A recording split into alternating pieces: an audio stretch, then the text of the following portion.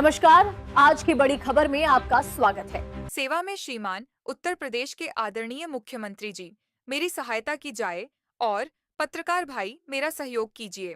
मामला अपहरण का है। मेरे पिताजी संतोष पांडे पुत्र स्वर्गीय शालिग्राम पांडे ग्राम बिलाही पोस्ट तिलौली कला संगम स्नान करने गए थे, जहां पर कई दिनों से उनका मोबाइल फोन बंद बता रहा, जिसके कारण मुझे संदेह हुआ और मैं उनकी पुत्री सुनीता पांडे उनसे वहां पर मिलने के लिए 14 जनवरी 2026 को गई। तो वहां पर अगल-बगल के लोग ने दिनेश पांडे के रिश्तेदार गिरीश चंद्र शुक्ला और उनकी पत्नी, उनकी बहन और कई लोग हैं जो रखे हुए हैं। मैं उन लोगों से पूछा तो वह लोग बोली कि हम लोगों के पास रहते हैं, परंतु उन लोगों ने धमकी देना प्रारंभ कर दिया कि हम लोग तुमको मिलने नहीं देंगे, यहाँ से चली जाओ, नहीं तुमको हम लोग जान से मार देंगे। हम लोगों को शासन प्रशासन कुछ नहीं करेगा। हम लोगों का संपर्क सोनभद्र जिले के भाजपा विधायक नेताओं से है। वही 2019 में इसी प्रकार लखनऊ में मेरे दिनेश चाचा के लड़के योगेश पांडे उर्फ आकाश द्वारा अगवा कर नशीली दवाइयां खिलाई जाती थीं। जब मैं पुलिस से शिकायत की तो अवधेश पांडे ने घोरावल थाने पर सरेंडर किया था। इस प्रकार 2019 की कहानी 2026 में दोहराई गई, जिसमें दिनेश पांडे के रिश्तेदार का सबसे बड़ा रोल है। शासन प्रशासन सरकार से मेरा निवेदन है कि मेरे पिताजी को मेरे पास लाया जाए। मेरे पिताजी बुजुर्ग हो चुके हैं। नीता पांडे पुत्री संतोष पांडे उर्फ भगवान पांडे कई दिनों से मोबाइल पिताजी का बंद होने के कारण भोजन पानी नहीं किया। कृपया पत्रकार बंधु महोदय से अनुरोध है, मेरी सहायता करें, खबर को न्यूज चैनल में चलाएं। मैं सुनीता पांडे आप सभी लोगों का आभारी रहूंगी।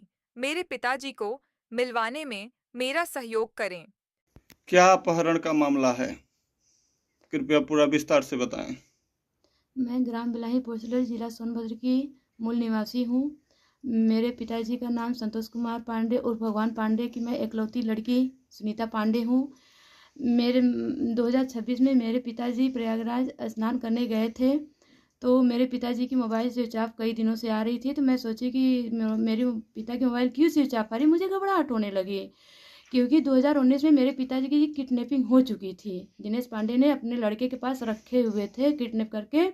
तो जब मैं कंप्लेन की तो जो है कि अवधेश पांडे मेरे बड़े पापा घोरावल थाने पे सिलेंडर किए मेरे पापा को। तो वही मैं सोची कि फिर से वही हो सकता है मेरे पापा को किडनैप, मैं बस संदेह की वजह से मैं गई थी।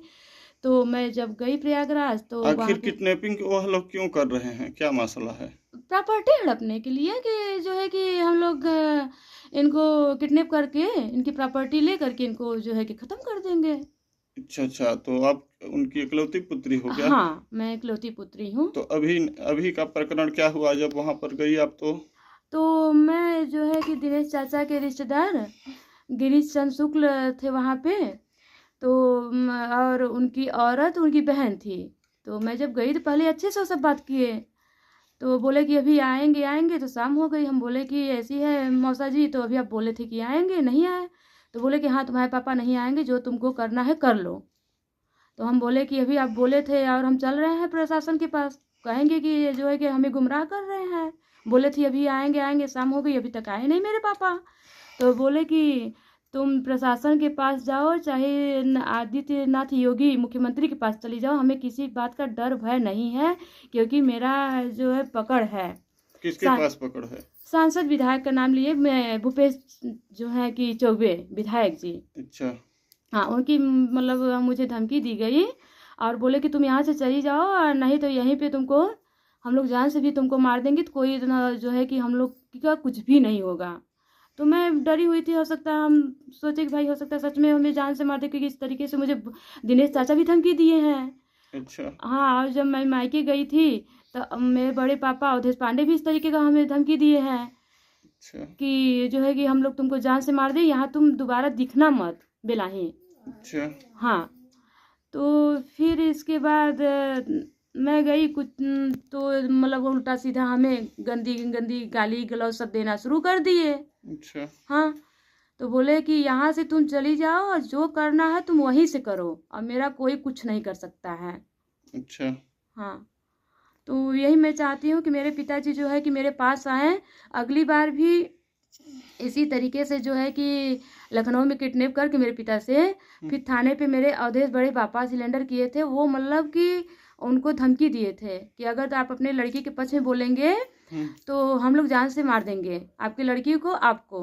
तो इसके डर की वजह से मेरे पिताजी उन लोग के पक्ष में ही बयान दिए। तो जब मैं अपने पिता से बोलने लगी कि मेरे पिता बताइए सच्चाई क्यों नहीं बताते हैं आप, क्यों छिपाते हैं सच्चाई, अच्छा। तो मेरे पिताजी बोले कि क्या हम तुमको जान से मरवा दें। मेरे तो जो है कि 2 लड़की 1 लड़की तो खत्म ही हो गए और तुम्हारी मम्मी भी खत्म हो गई, तो क्या तुमको भी हम खत्म कर दें? क्या करूँ बिटिया, मेरी मजबूरी है, मैं नहीं चाहता कि तुमको ये सब खत्म कर दे। बहुत मतलब डरे हुए हैं। अच्छा। हाँ, तो मैं चाहती हूँ शासन प्रशासन से कि मेरे पिताजी मेरे पास आए और उनका जो डर है, भय है। तो अभी तक शासन प्रशासन द्वारा कोई जानकारी मिली कि अभी तक वो हिरासत में लिए गए, पकड़े गए कि नहीं पकड़े गए? मैं जो है कि 15 तारीख को जनवरी में मैं की हूँ जन सुनवाई पोर्टल पे जी। हाँ, तो अभी तक तो कुछ हुआ नहीं है। अभी तक उनकी कोई जानकारी नहीं मिली अभी है? कोई जानकारी नहीं है हुई है। मैं यही चाहती हूँ कि जल्द से जल्द मेरे पिताजी मेरे हवाले हों। अच्छा, ठीक है। ये मतलब प्रकरण प्रॉपर्टी लूटने के लिए इस तरह से किया जा रहा है। हाँ, 2019 से ये प्रक्रिया चल रही है। ठीक है, ठीक। दिनेश चाचा के रिश्तेदार भी शामिल उसमें हैं, जितने भी रिश्तेदार हैं सब शामिल हैं। ठीक। इस तरीके की जांच बहुत अच्छे तरीके से हो कि क्या फिर से इस तरीके से की घटना न हो, दोबारा घटना ये हो चुकी है। ठीक। हाँ, लेनी चाहिए। ठीक।